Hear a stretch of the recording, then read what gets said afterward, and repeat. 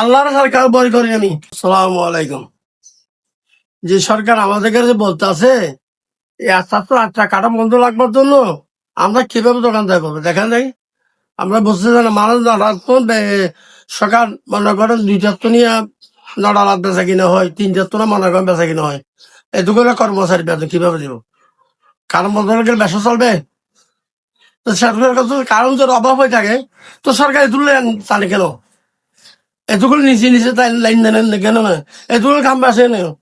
সরকার একটু কারণ থাকলে কেন আর আমাদের দেশের কাছে অভাব নেই, আমাদের কাছে অভাব নেই। আমাদের গ্যাস থাকে, আমাদের গ্যাস কিনে দিতে হয় বেশি। কি কারণটা কি? আমাদের গ্যাস, আমার দেশের গ্যাস, আমার গ্যাসের গাড়ি আমি বাঁচলে অন্য রাস্তা দিব। আমি না খাই না বাঁচলে কিভাবে দিব? আগে আমার যান বাঁচাতে হবে। আমার দেশে কিনে তো অভাব নেই, আমার দেশে কিনে অভাব কোনো কিছু নেই। কারণ তো কি? যেখানে যেখানে চাঁদাবাজ চলে, যেখানে যেখানে গুন্ডাবাজ চলে, এই যে কি দেশ কি এরকম চলে? 17 বছর মনে করছে আমরা বরবাদ গেছি, 17 বছর চলতে পারছি না। 17 বছর পর এখন আইলাম, এখনো দেখি বরবাদ। কারণ কি? রাস্তা মাথায় যেতে পারে না, পুলিশে গাড়ি লেগে ধরে, পুলিশে 7জন 10,000 20,000 খাই চাপা গাড়ি ছাড়ে। এই যে কোনো মারতে আসেনি। এই যে কোনো ব্যবস্থা দেশত কোনো আইন, দেশে আইন নেই, কোনো বিচার নাই।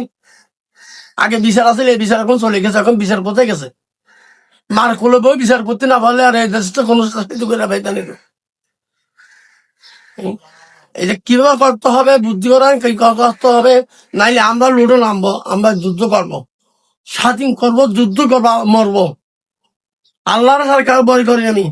কোন সরকার আমি বিএনপি বুঝি না, আমার বুঝিনি, আমি কোন সরকার কোন পার্টির সময় বুঝি না।